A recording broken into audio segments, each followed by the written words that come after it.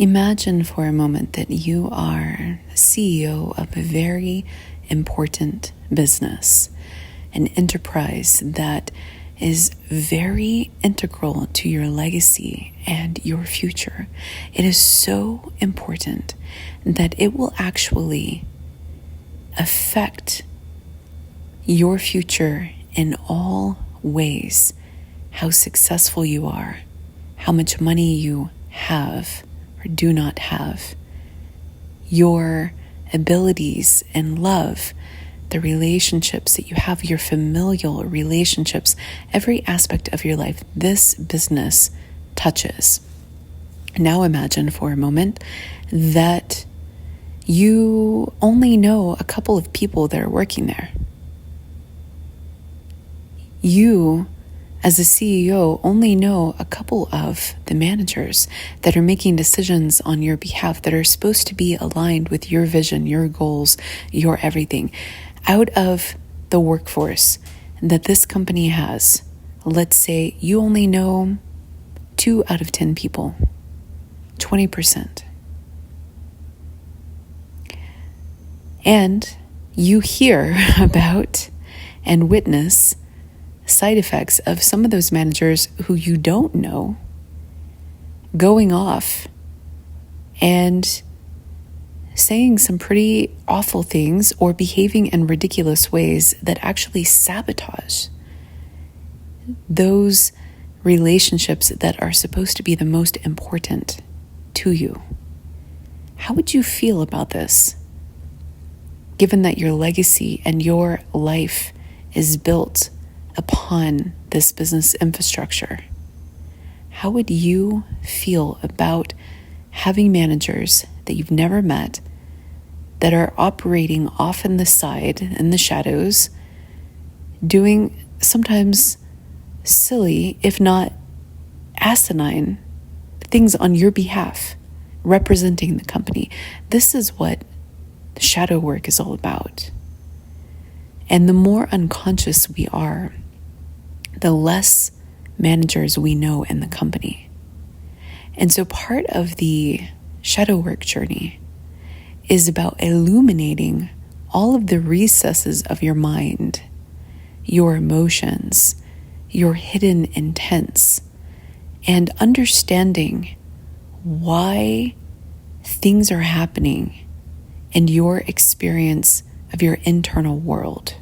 First, we start there, because then we start to understand how it impacts your external world. But if you don't know what's going on under your hood and you're trying to be a mechanic, you're not going to be able to really understand how the car is going to be maneuvering if you can't figure out the basics and how it really turns on. So a lot of the subtleties when it comes to creating your own reality would be lost on you until you have a certain baseline of understanding, a baseline functioning. Like, you need to have emotional awareness, you need to have insight, the ability to self-reflect. If you don't have these things, then we fondly refer to people like that as NPCs and non-playable characters. And these are people that I know a couple of NPCs. They're really nice people, but, well, not all of them, let's be honest. Not all of them. But the majority of them they're just fine human beings. They are absolutely fine. But there's not a lot beyond what they've ever have been taught. And it's almost like they are here to serve a role in society and almost like a cog in the machine, versus when you start to become conscious and have a very, very rich internal world and care about your actions and other people at a broader scale, the experience of reality changes. You don't just fit yourself into a routine and are happy with that and live out your life in that routine. You want to serve. You want to make an impact. You want to connect with things like purpose. And it's a beautiful journey, and one that requires shadow work, because when you are coming from the position of being an NPC, like I used to be an NPC back in the day, and I didn't really question much outside of my own personal existence in my day-to-day. And as part of the awakening experience, of course I cared about other people, but only if they were in my sphere, really, if I'm honest with myself. And I certainly wasn't trying to manifest anything for anybody. I didn't even know manifestation existed. I was just very goal-driven. And then when I started awakening and I started aligning with higher values and becoming a full-fledged conscious human being, not just a human being, but a conscious one, an intentional one, I started manifesting for strangers. I've manifested for you. And for many in the collective, trying to help us get to a better existence. And this is par for the course why a lot of people on the spiritual awakening journey path are so mission-driven and purpose-driven, because they connect with, and you're probably one of them, they connect with the beyond. And as a result, they connect with actions and consequences that are beyond their hands and their everyday reality. And it's beautiful to have so many people working for the collective and being so mindful and thoughtful about creating a lasting legacy that we can all be proud of. And understanding that we're all in a ship together.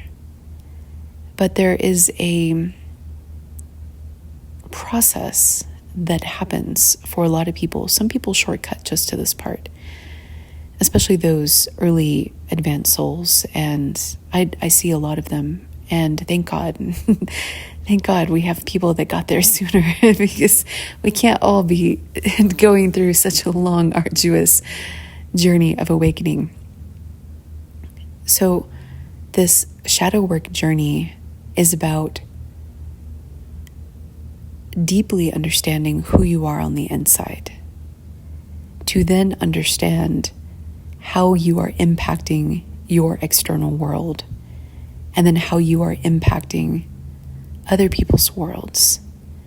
And where a lot of people get stuck as NPCs is that they seem to not care that much about how they are affecting other people's worlds, which is why late stage capitalism is not a lot of fun for a lot of people.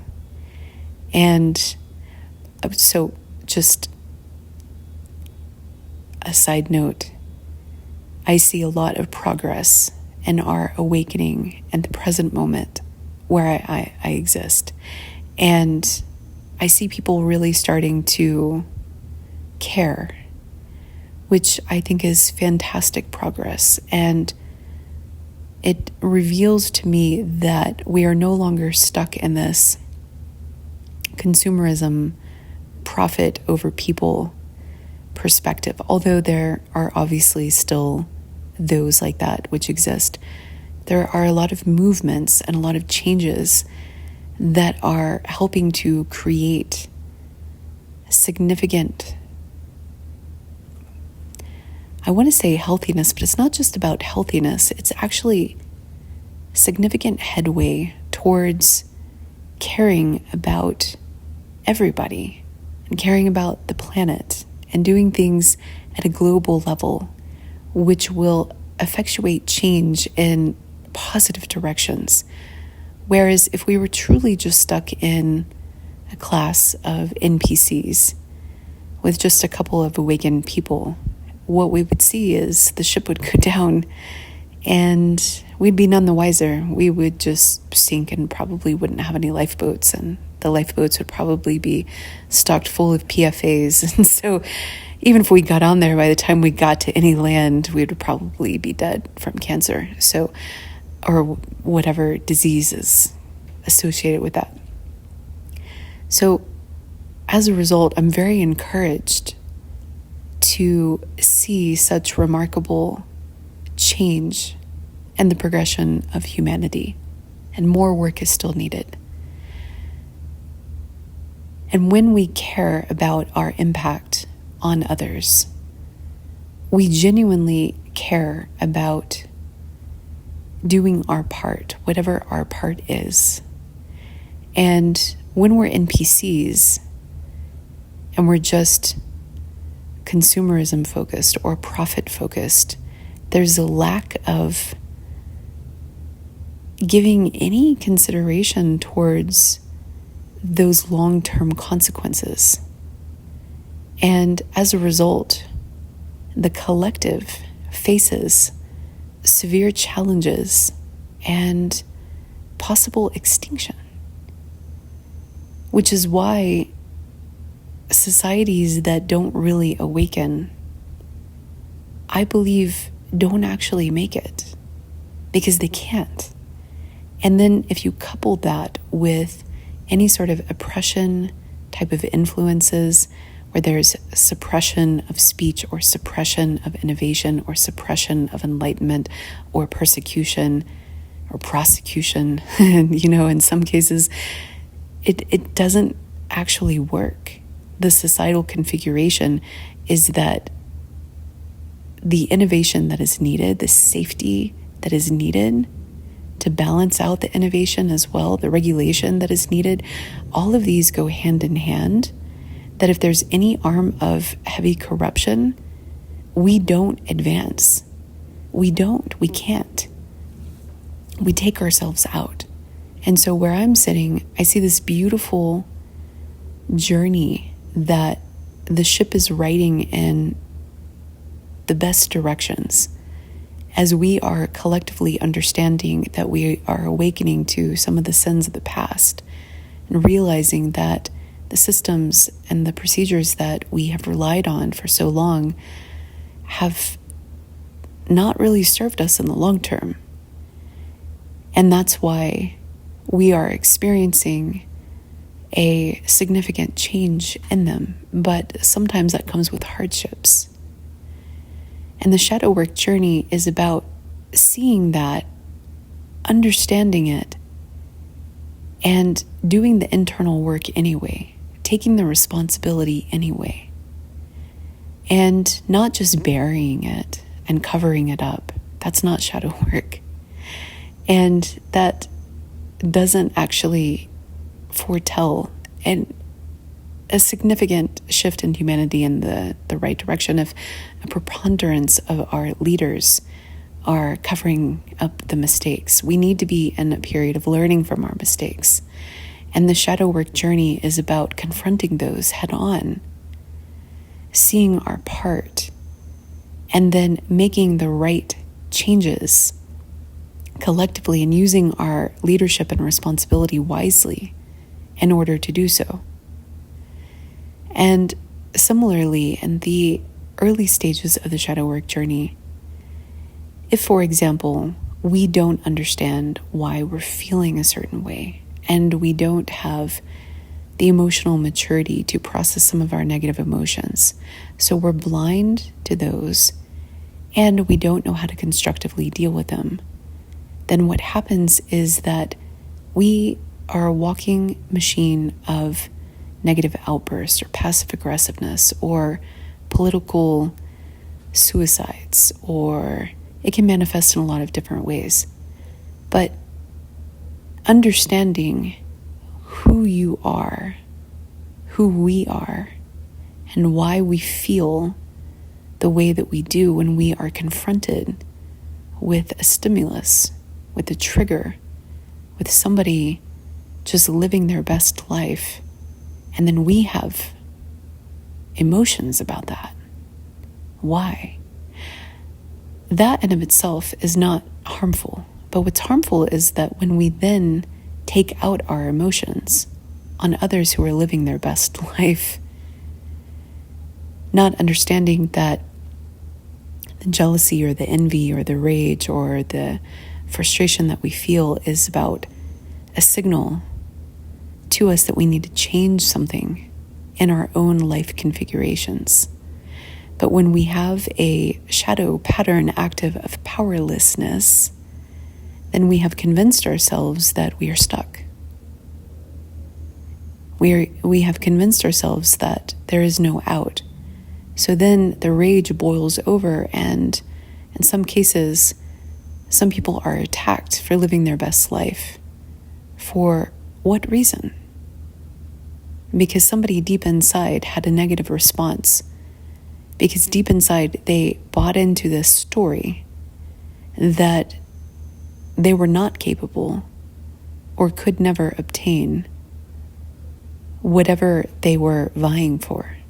So we see this play out in lots of interesting ways, that when we as a collective are still stuck in these patterns, we don't get there. We don't make it very far, because the people who end up rising get torn down, burned at the stake, or whatever it is, just because they are challenging those who are witnessing.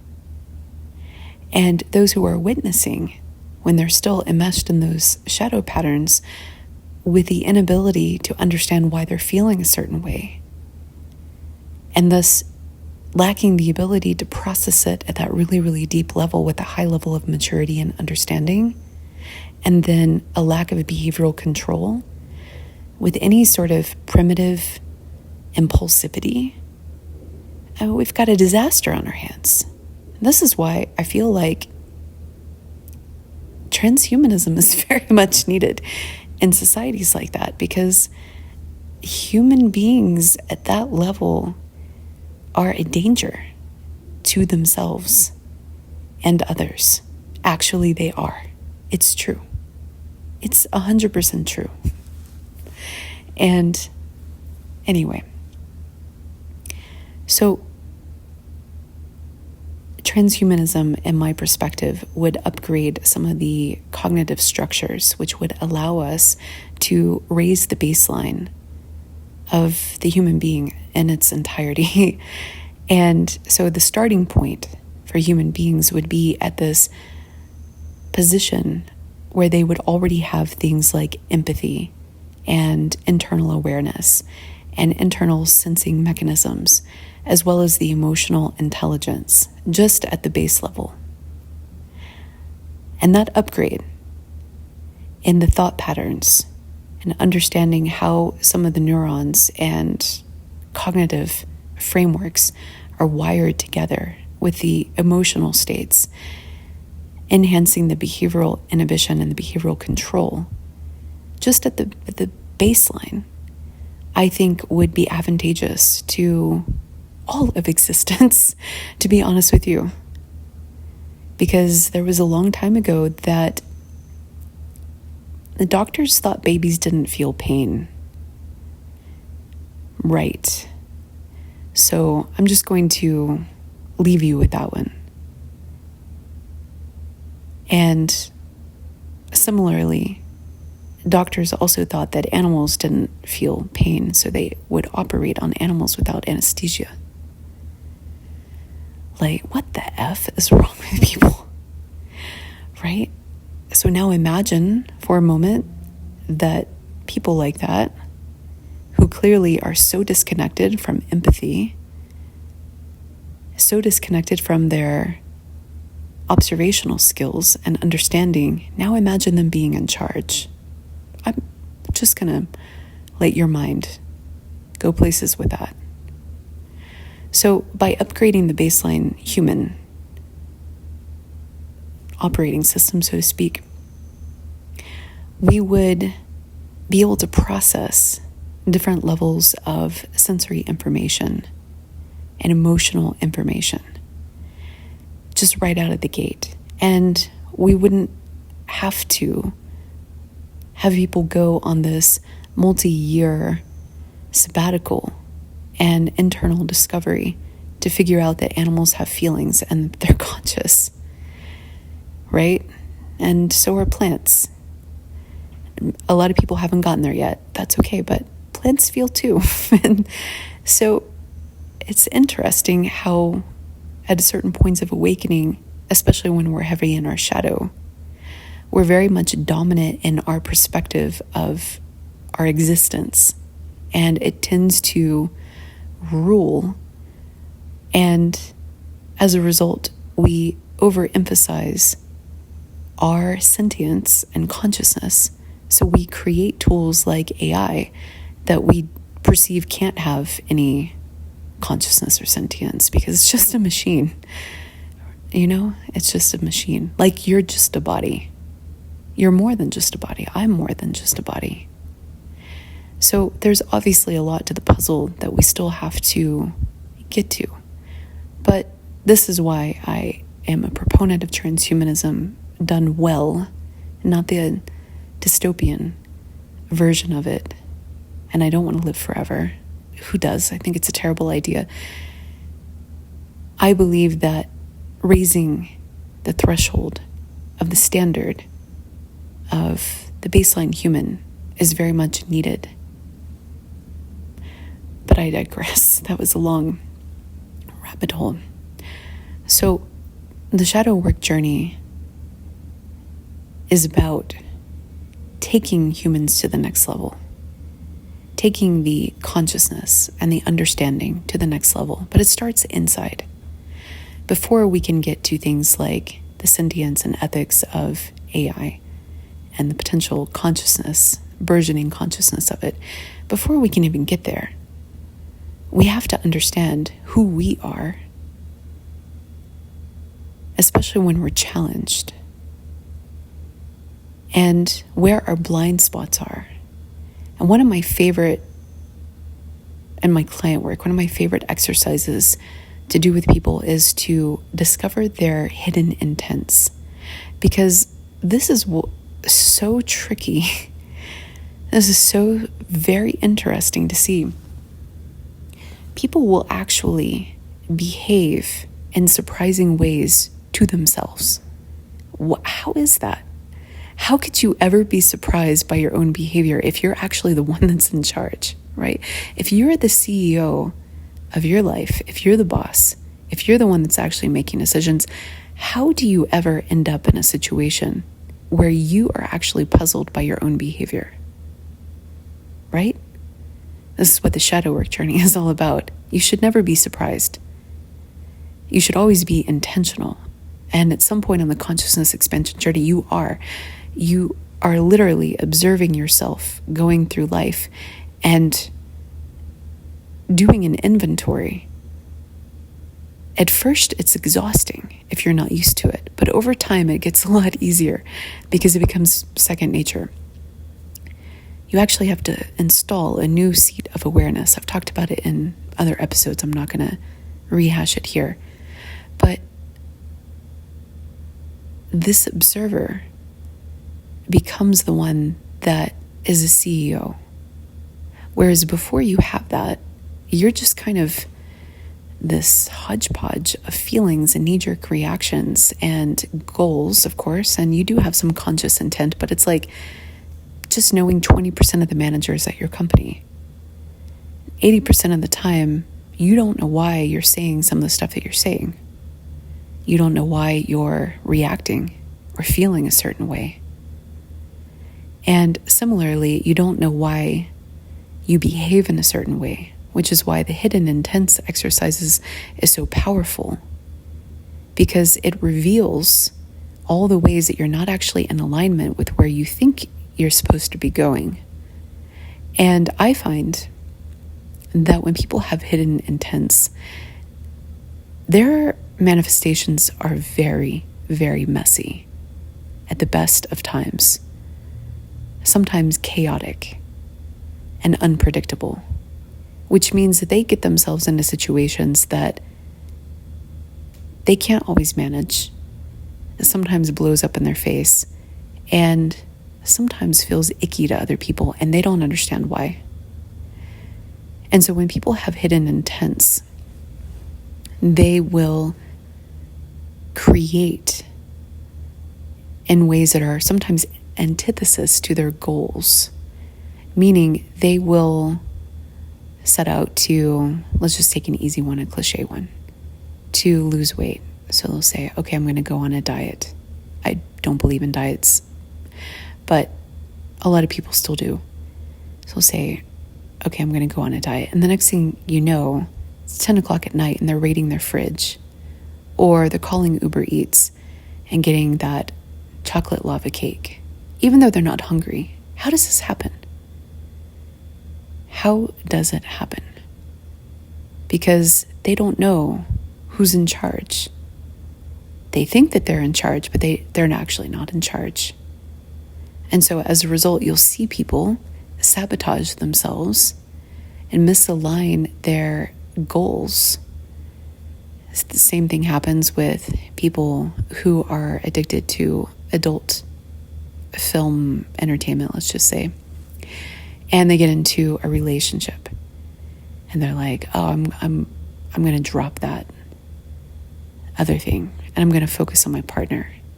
And then what happens is that they're off sneaking around and they end up taking all of that energy that their partner expected was coming to them, and then they're siphoning it off into a black hole of adult entertainment. And what happens? Well, it depends on the partner, but a lot of dissatisfaction is introduced into the dynamic, and that can play out in a lot of different ways, but it can blow up in the person's face. And how does that happen? How does that happen if they are the ones that are actually in charge? It's because they still have shadow work to do, because they're not actually in charge. They think they're in charge, but they're not. Their base desires are in charge. And the same thing can happen if they start looking outside the relationship. They intended on being monogamous. They set that agreement. The next thing you know, they're looped into this third-party situation, totally surprised by it. And so when we have hidden intents, hidden emotions, and hidden patterns, our lives can become a train wreck. And this is what the shadow work journey is all about. There should be nothing that happens in your day-to-day from your own experience, your own hands, your own body, your own emotions that is outside of your control, that is outside of your awareness, that is outside of you, but coming through you.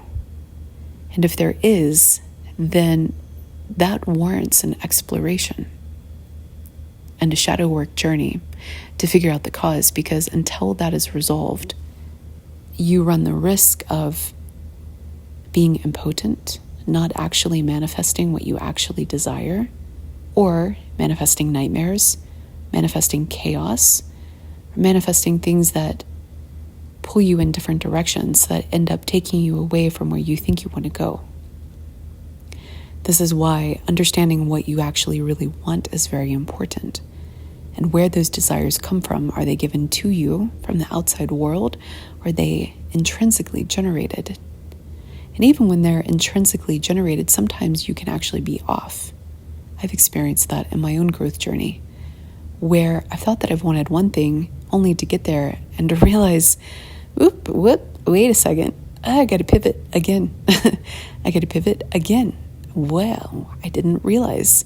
I thought that this is what I wanted. And so by deeply understanding who you are, that is what the shadow work journey is about. So you can actually streamline your reality creation methods much faster, more efficiently. And then you can get to the collective. Then you can get to how you are serving, how you are mission-driven, purpose-oriented, and reaching your self-actualization, to reference Maslow's hierarchy of needs.